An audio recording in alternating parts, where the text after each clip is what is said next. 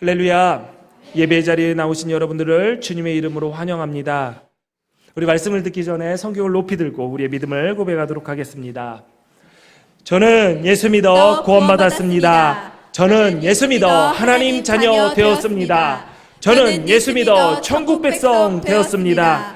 하나님께서 선물로 주신 오늘 하나님 말씀으로 가르침을 받습니다. 눈을 열어 주의 법 안에 있는 놀라운 진리를 보고 깨닫게 하소서. 아멘으로 순종하여 하나님께 영광 돌리는 삶 되게 하소서. 아멘. 고백한 대로 사시기를 축원합니다. 아멘.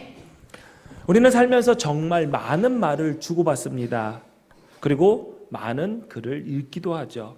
TV나 책, 신문, 인터넷, 문자 메시지, SNS 등 어쩌면 우리는 말에 포위당했다 해도 과언이 아닐 것입니다. 말은 어디에나 있고 꼭 필요한 것입니다.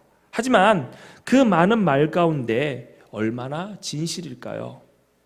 거짓말 전문가라 할 수 있는 파멜라 메이어는 그의 저서 거짓말 알아채기에서 인간은 하루에 10번에서 200번 정도의 거짓말을 하며 누군가 첫 대면을 하는 최초의 10분 동안 자신을 표현하기 위해, 자신을 소개하기 위해 평균 3회의 거짓말을 한다라고 발표를 했습니다. 감마 와타루라는 사람은 8분마다 한 번씩 거짓말을 한다라고 했습니다.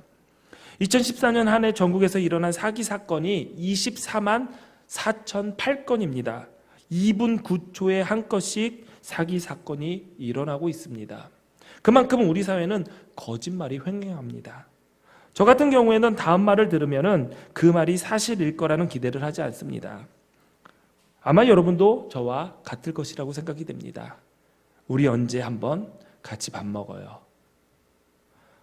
약속 시간 안에서 늦으면 항상 이러죠. 지금 거의 다 도착했어요.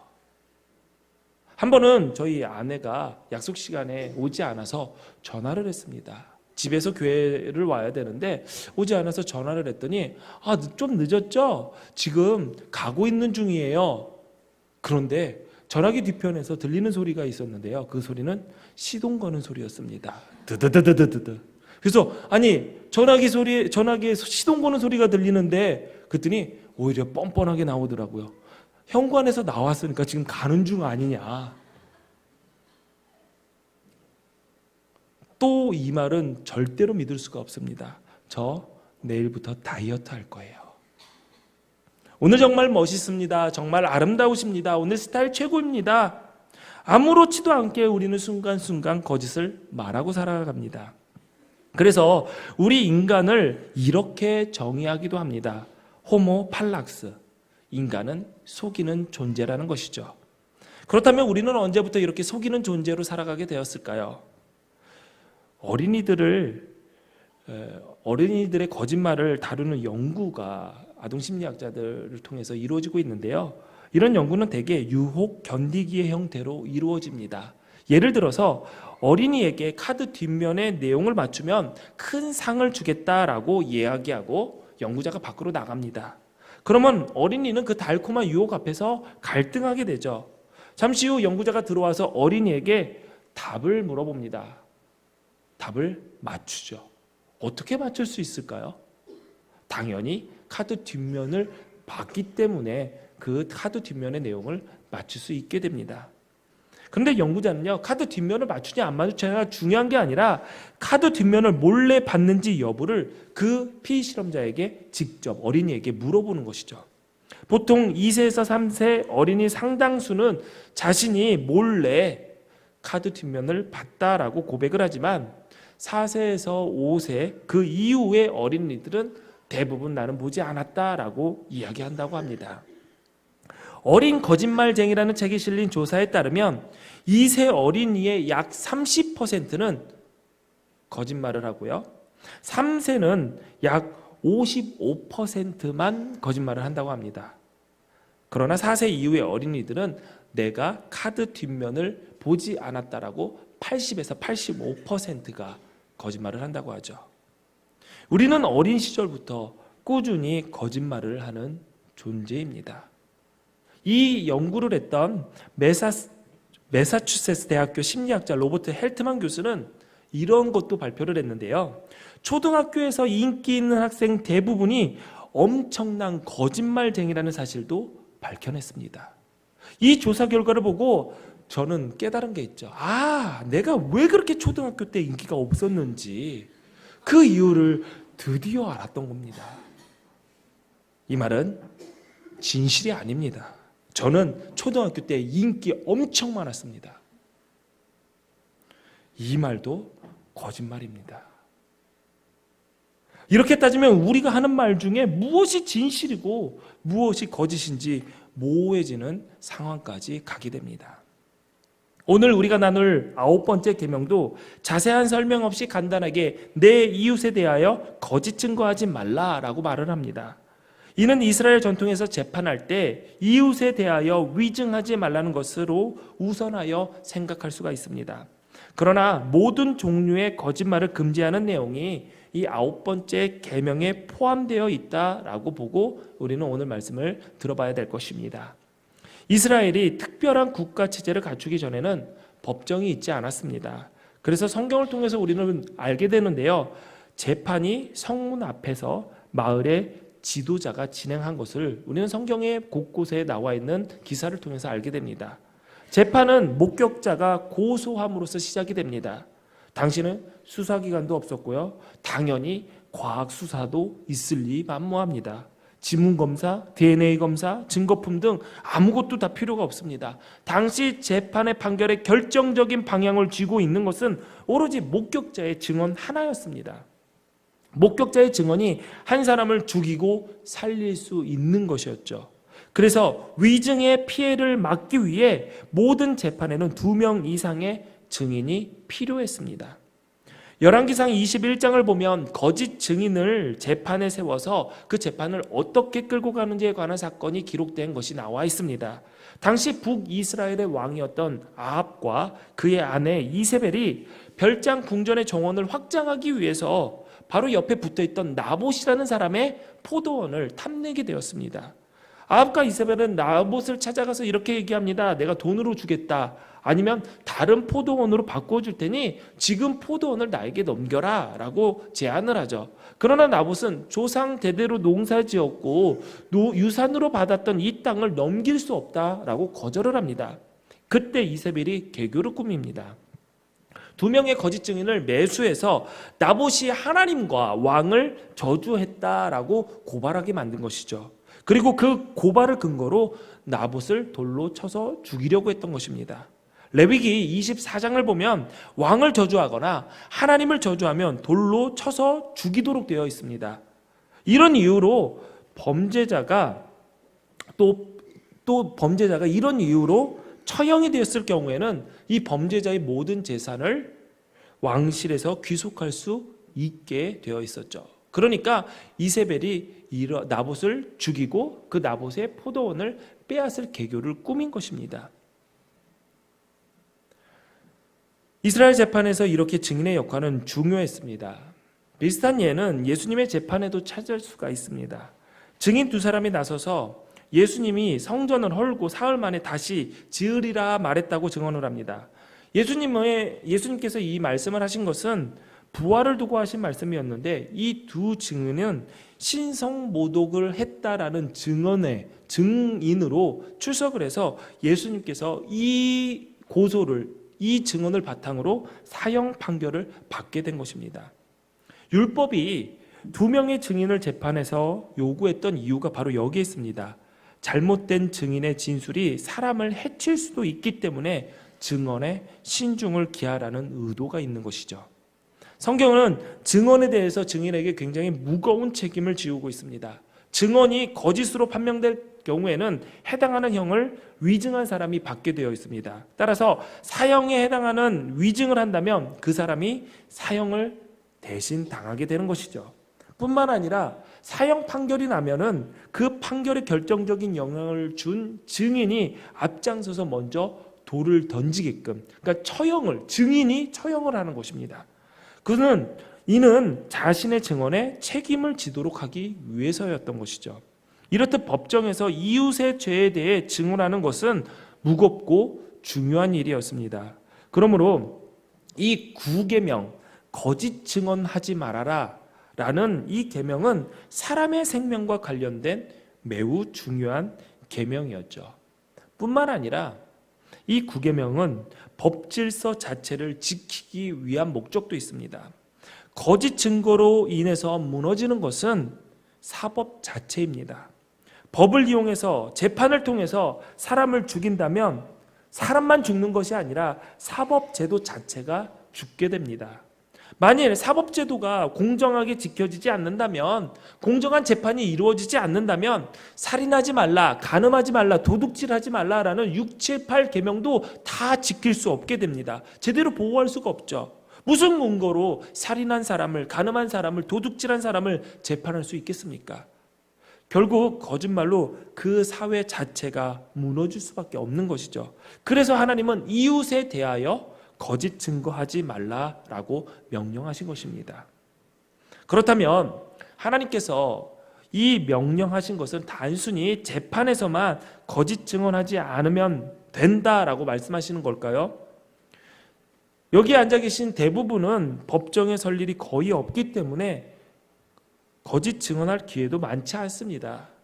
그런데 성경을 보면은 구계명이 단지 법정에서 거짓 증거하는 것에만 국한되어 있는 것이 아니라 일상생활에서 할 수 있는 모든 종류의 거짓말에 관련되어 있음을 알 수가 있습니다. 호세아 4장 2절에 보면 당시 이스라엘 사람들이 저지르고 있었던 범죄에 대해서 호세아가 이렇게 열거합니다. 읽어볼까요? 시작.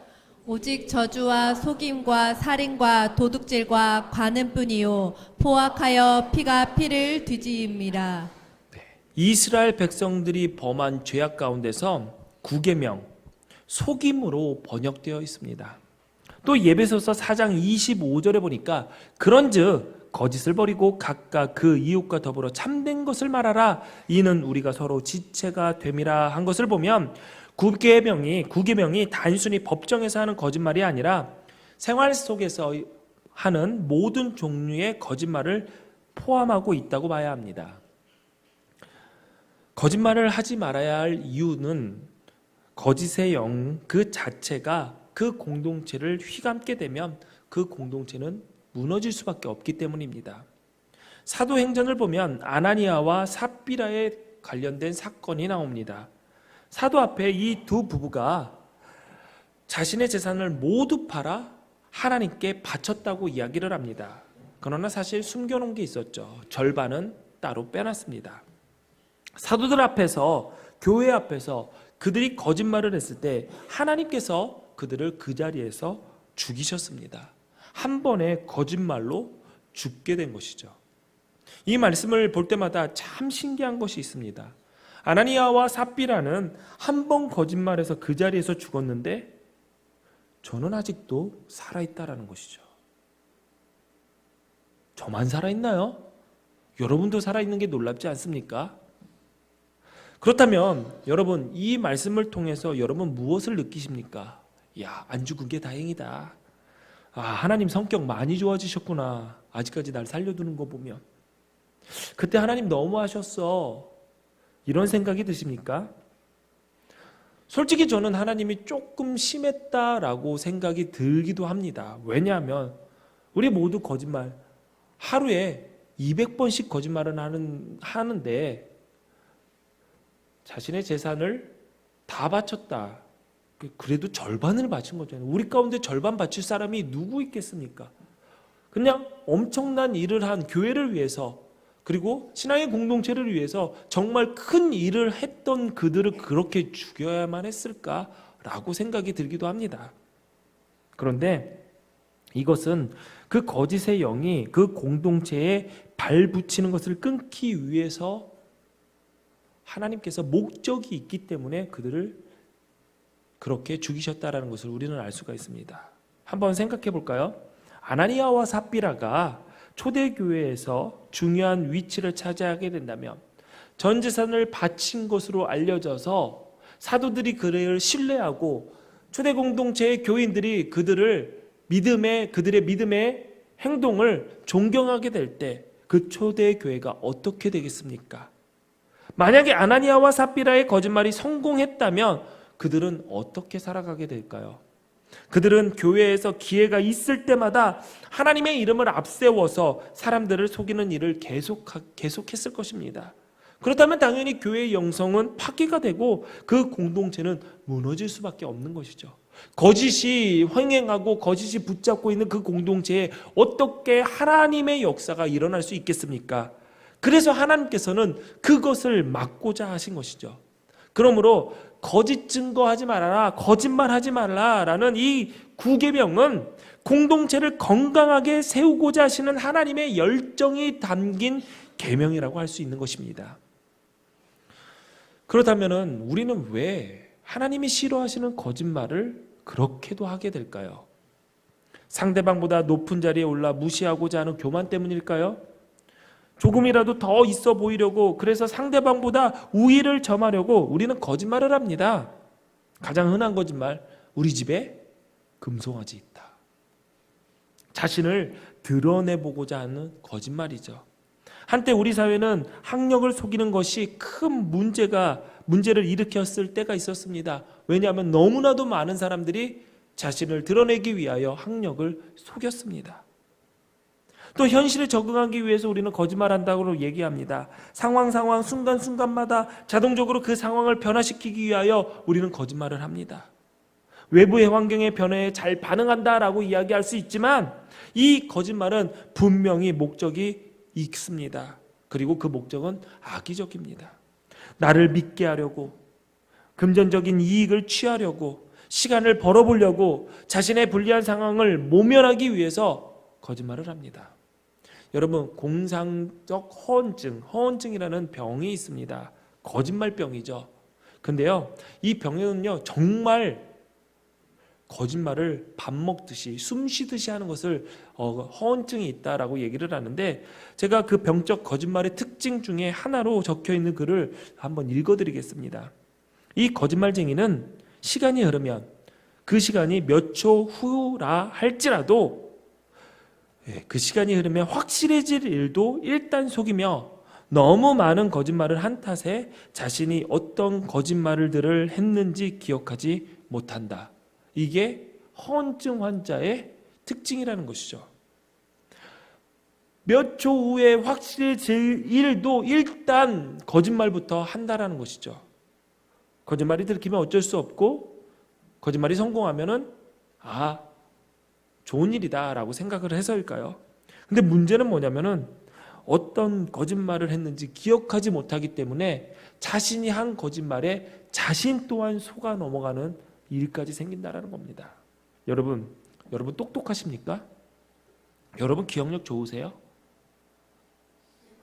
그렇다면 여러분은 거짓말에 소질이 없는 분들입니다.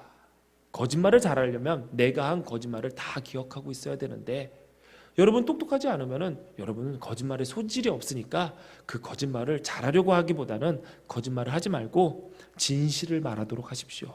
진실을 말하려면 똑똑하지 않아도 됩니다. 아는 게 뭐 하나밖에 없는데, 기억할 게 하나밖에 없는데 뭐 똑똑할 필요가 뭐 있겠습니까? 설교 초반에 소개된 감마 와타루라는 사람은 8분마다 거짓말을 한다라는 책을 썼습니다. 근데 이 감마 와타루는요, 이 거짓말을 비난하기보다는 인간관계를 유지하는 소통의 방법으로, 그 하나의 기술로 유용한 것이다, 기술이다라고 주장을 하죠. 그렇기도 합니다. 우리는 진실을 말하는 것이 다 좋지 않다라는 것을 알고 있죠. 의사가 얼마 남지 않는 불치병을 걸린 사람에게 얘기를 합니다. 당신은 아무리 치료를 해도 치료하지 못하니, 그리고 삶이 얼마 남지 않았으니 죽을 준비를 하십시오. 삶을 정리하십시오. 라고 진실을 말해야 될지, 아니면은 삶의 희망의 끈을 갖게끔 이야기를 해야 할지. 오히려 의사들은 후자를 택할 가능성이 높습니다. 물론 같은 보호자들에게는 진실을 말하겠지만, 그래도 희망을 갖게끔, 삶의 의지를 놓지 않게끔 말하는 것도 사실 거짓이기는 합니다. 또 학생들에게 이런 경우가 있죠. 아무리 봐도 소질이 없어요. 거의 바보와 친구라고 해도 과언이 아니에요. 그런데 선생님들 뭐라고 하죠? 야, 너 머리 정말 멍청하고 바보야. 그러니까 공부 때려치고 기술부터 배워. 아니면 운동을 해. 라고 얘기를 하나요? 아니야, 너 할 수 있어. 근데 마음속은요, 글쎄 할 수 있을까? 그러나 할 수 있어. 화이팅! 거봐 하면 되잖아. 야, 했는데 이거밖에 안 되지 왜? 라는 마음속에 있어도 우리는 이렇게, 선생님들은 이렇게 얘기를 합니다. 진실을 말하는 게 선한 걸까요? 아니면 거짓을 말하는 것이 선한 걸까요? 우리는 정말 헷갈립니다. 오늘 우리가 예배를 마치고 우리 지체들과 함께 인사를 나눌 겁니다. 근데 인사 나눌 때 뭐라고 하실 거예요? 아이고, 오늘 왜 이렇게 구질구질 하세요? 아이고, 오늘 화장 다 떴어요. 이게 뭐예요? 톡톡톡. 아이고, 권사님, BTX 맞으셔야겠어요. 너무 티나네요. 사실대로 다 말할까요? 아니면은 그냥 눈 딱 감고, 아유, 날마다 좋아 보이시네요. 오늘 화장한 거예요? 새 거인 줄 알았어요. 거짓말 다 하는 거죠 뭐. 근데요, 그러면 설교 끝나고 나서 목사님 은혜 받았습니다. 이거 어떻게 생각해야 될까요? 제가 알아서 받아들이겠습니다.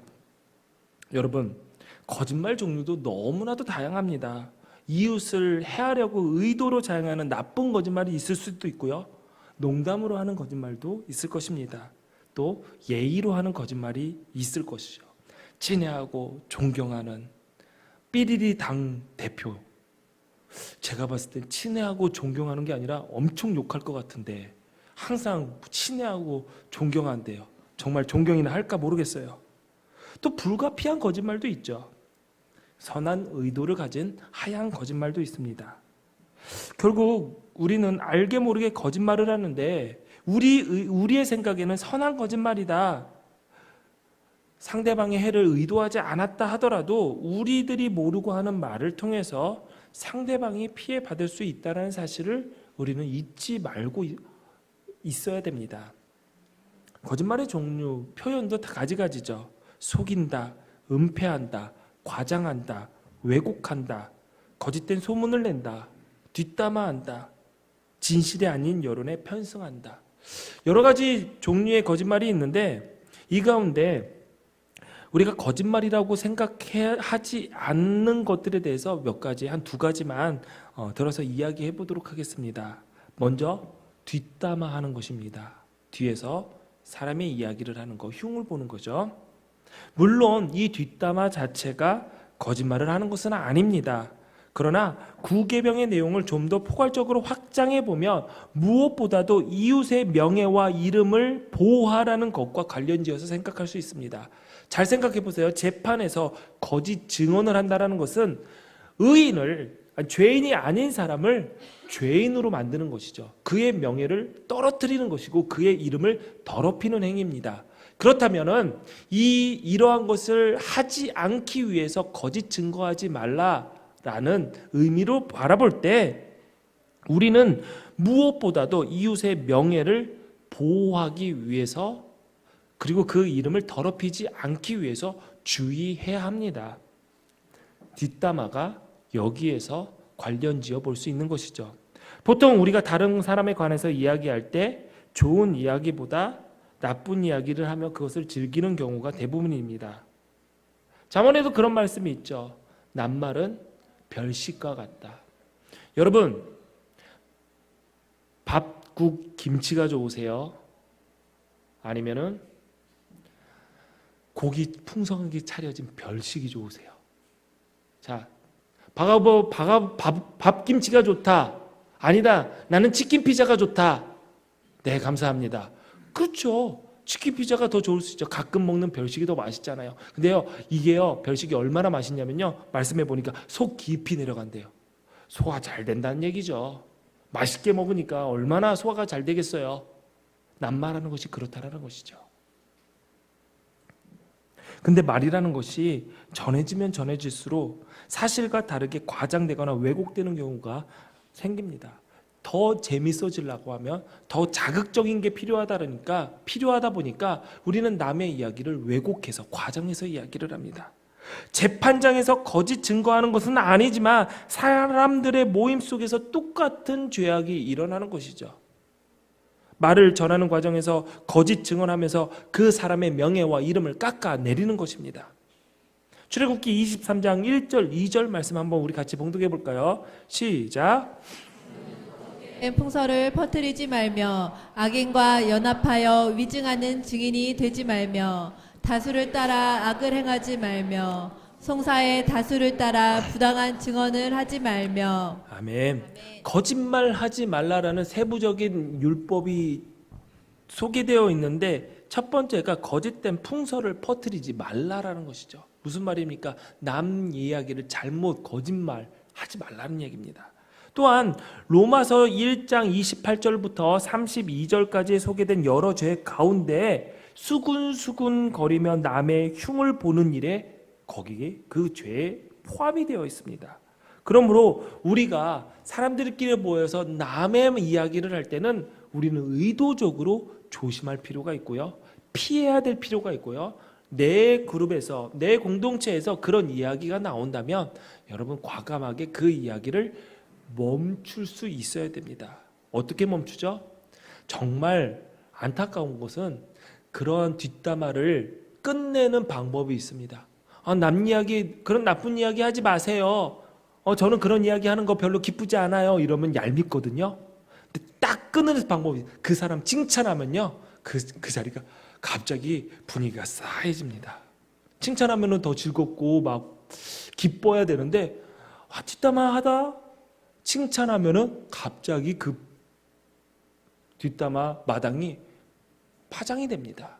그러니 여러분들 지혜롭게 잘 하나님의 사람답게 그 거짓된 뒷담화의 장소를 마무리 짓는, 아름답게 마무리 짓는 지혜로운 자가 되시기를 바랍니다. 여러분, 또 진실이 아닌 여론에 편승하는 것, 즉 소문만 듣고 어떤 사람이나 일을 판단하는 것, 이것도 거짓말하지 말라는 계명에 포함해서 생각할 수가 있습니다. 사무엘 16장에 한 예가 나오는데요, 요나단의 아들 무비보셋의 하인 시바가 주인을 모함을 합니다. 자기 주인이 이렇게 얘기했다라고 하는 것이죠. 자기 아버지의 나라, 요나단의 나라, 자기 할아버지의 나라, 사울의 나라를 내가 다시 돌려받겠다라는 말을 무비보셋이 했다라고 시바가 이야기하고 다닌 겁니다. 다윗의 입장에 봤을 때 이것은 반역이죠. 다윗은 성급하게 이 사건에 대해 알아보지도 않고 시바의 말을 그대로 믿었습니다. 그래서 다윗은 무비보셋의 재산을 전부 압수해서 시바에게 줘버리죠. 모함이고 위증임에도 불구하고 다윗은 그 소문만으로 무비보셋에게 큰 실수를 한 것입니다.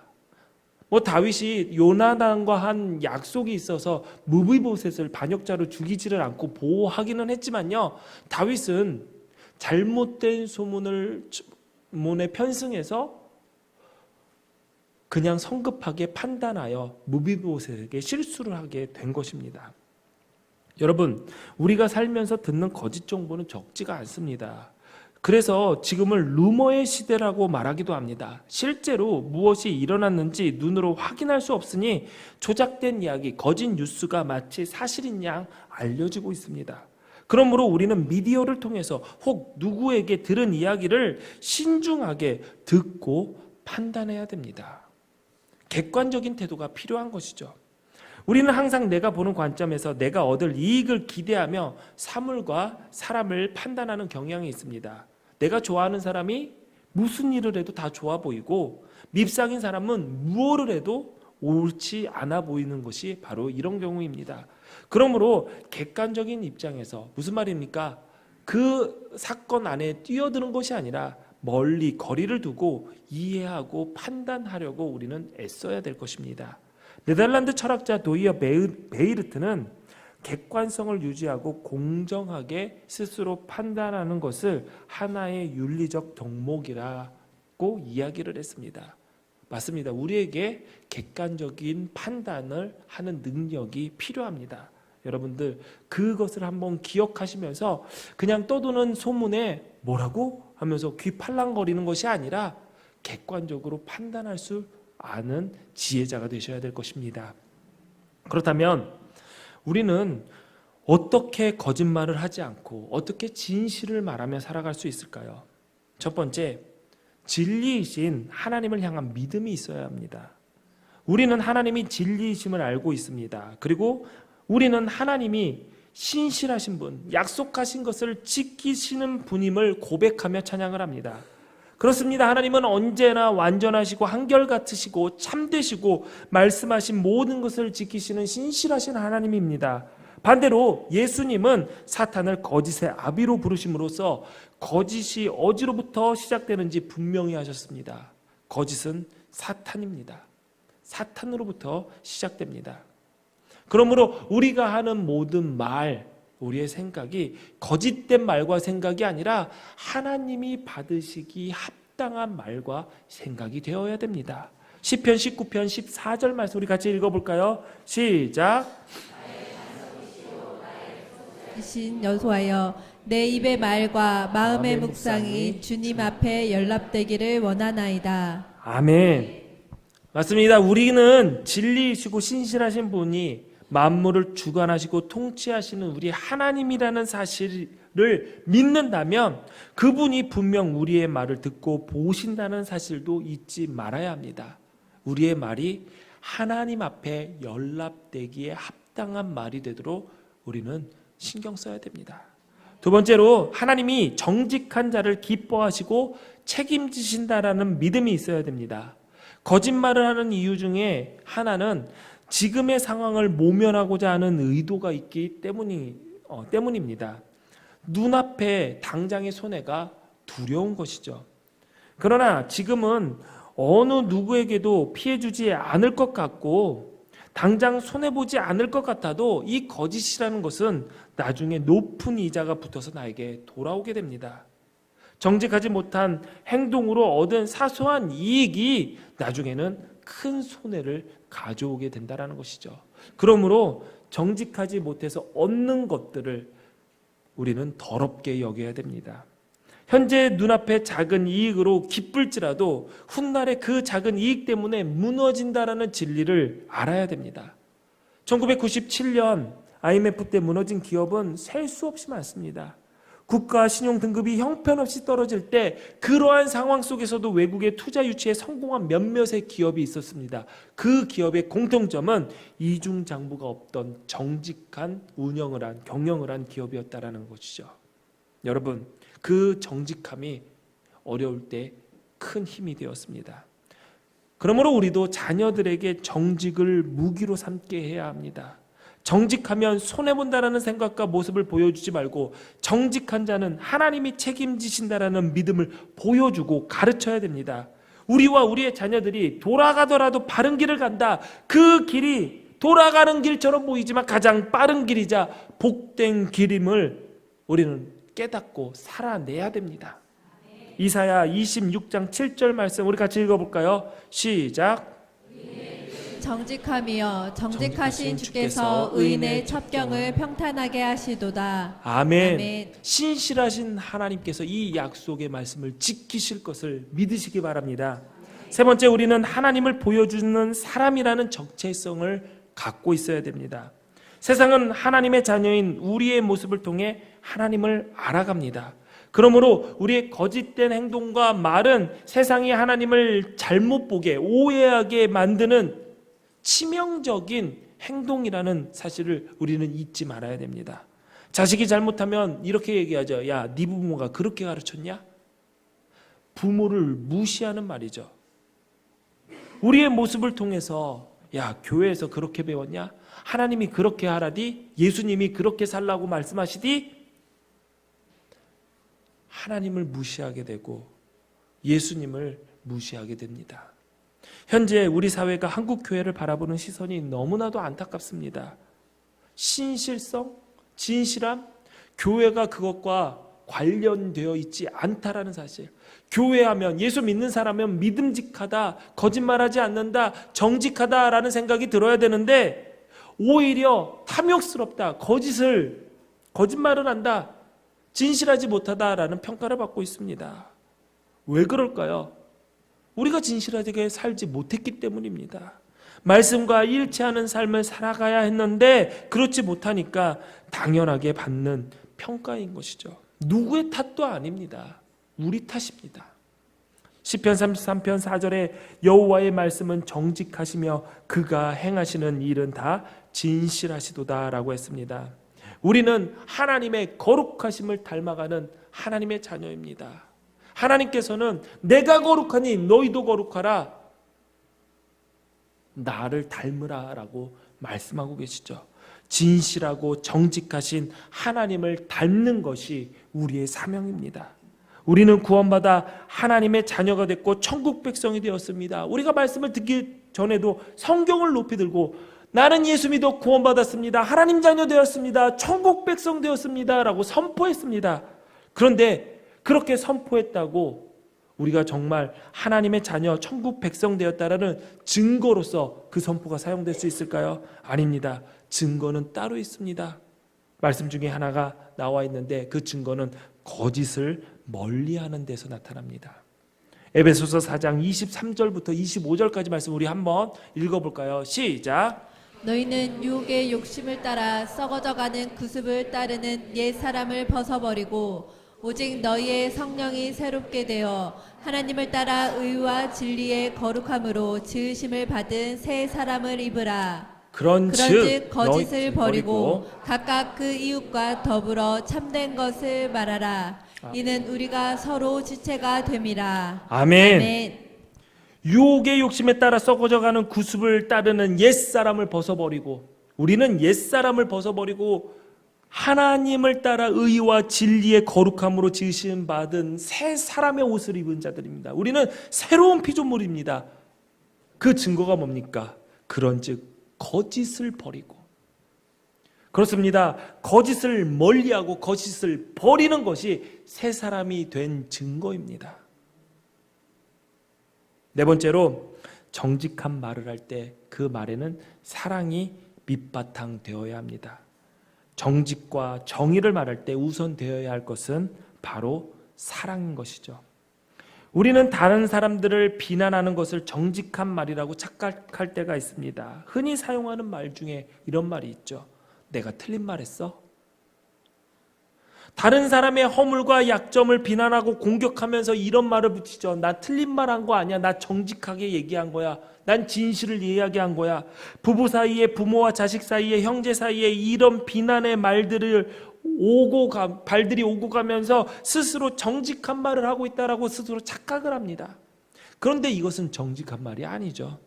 비록 자신의 감정과 판단 앞에서 정직하다라고 생각할 수 있겠지만 이것은 진실을 말하는 것이 아니라 비난하는 것입니다. 여러분, 정직은 남의 허물을 들추어내는 것이 아니라 자기 허물을 고백하고 인정하는 것이 정직일 것입니다. 내가 보는 것을 솔직하게 말하는 것이 정직이 아닙니다. 그러므로 우리는 정직한 말과 비난의 말을 구분할 줄 알아야 됩니다.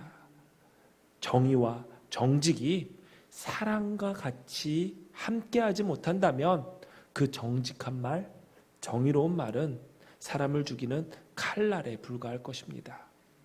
또 진실을 말할 때 맹세하는 것에 대해 생각해 볼 필요가 있습니다. 제가 뭔 말을 하면요, 안 믿어요. 제가 그렇게 안 보이나 봐요. 그래서 우리 학생들하고도 얘기를 할 때 선생님 하면서 얘기를 해요. 그러면 선생님 몇 살이에요? 나 32살이야. 88년생 32살. 그러면 딱 뭐라고 물어보죠? 에이, 하나님께 맹세? 라고 얘기를 해요.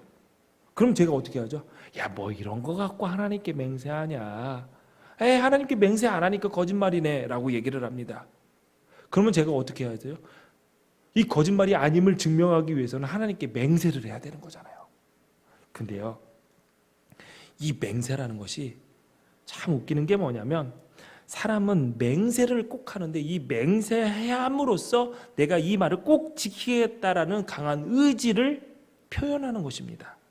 근데 바꾸어 생각해 보면 맹세하지 않은 것은 그만큼 꼭 지키려고 하는 것이 아니라는 뜻이 될 수도 있습니다. 따라서 맹세하는 사람은 오히려 신실한 사람이 아니라, 믿음직한 사람이 아니라 이미 마음속으로는 거짓말을 할 자세를 가지고 살고 있는 것이 됩니다. 그래서 예수님께서 아예 맹세를 하지 말라라고 말씀하신 것이죠. 자기가 한 말에 대해서 어떤 말을 더 잘 지키려고 하고 어떤 말을 덜 지키려고 하는 것이 아니라 모든 말에 대해서 신실하게 지키는 진실함이 우리 가운데 필요하기 때문입니다.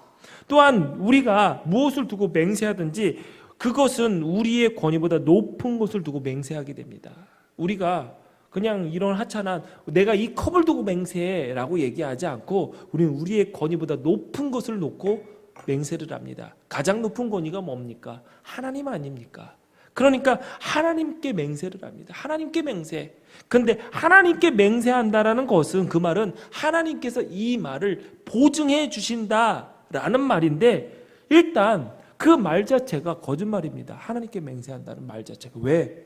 이 말은 하나님께서 내 말에 보증이 되어 주실지 아닐지 알지도 못한 상황에서 일단 하나님께서 내 말 보증해 주실 거야 라고 내 능력 밖의 일들을 보증으로 내세우는 셈이죠. 무슨 말인지 이해가 되시죠? 하나님께서 내 말에 보증해 주시지 않습니다. 그런데 우리는 내가 하나님의 권위를 빌려다가 하나님께서 내 말을 보증하고 있다라고 터뜨려버리는 것이죠. 이런 식으로 맹세하는 것은 하나님의 권위를 침해하는 것이고 그 자체가 거짓입니다. 그러므로 예수님께서 진실한 삶을 위해서 맹세를 삼가해야 한다라고 가르치신 것입니다. 마지막으로 정직한 증인으로 살아가야 합니다. 거짓말하지 말라라는 말을 율법으로 생각하게 되면은 부담스럽습니다. 어차피 또 우리가 말씀 듣고 나가면서 거짓말 할 거잖아요. 목사님 은혜 받았습니다. 할 거잖아요. 아니에요? 정직하게 목사님 오늘 설교 왜 이렇게 길어요? 했던 말 또 해요? 짧게 끊으면 되지 않아요? 뭐 그러실 건가요? 아무도 없을걸요? 근데요 나가면서 우리는 또 거짓된 상황 속에서 어쩔 수 없는 거짓말, 하얀 거짓말, 또 때로는 악의적인 거짓말도 하게 될 것입니다.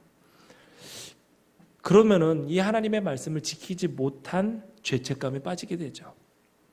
이런 이유에서 성경은 율법이 우리에게 죄를 더한다라고 말한 것입니다. 그러므로 우리에게 필요한 것은 율법적인 삶이 아니라 은혜의 삶을 사는 것입니다.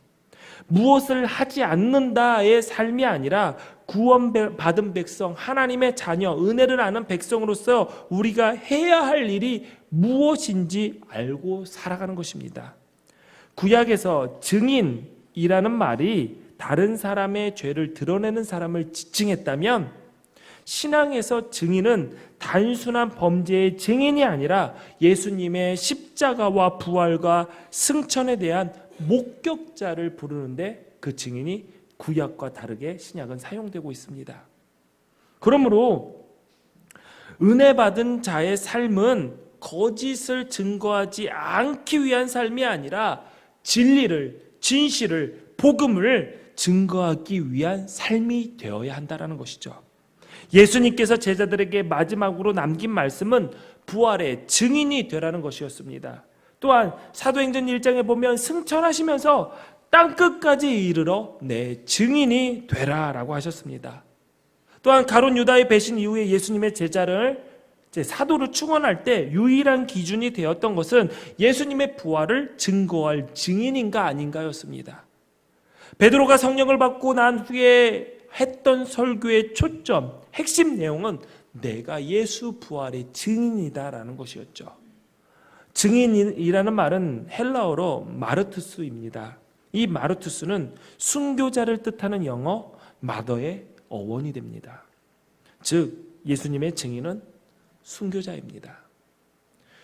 교회는 이 순교자의 피 위에 그들의 정직한 증언과 진리를 선포했었던 그 증인된 삶 위에 세워졌습니다.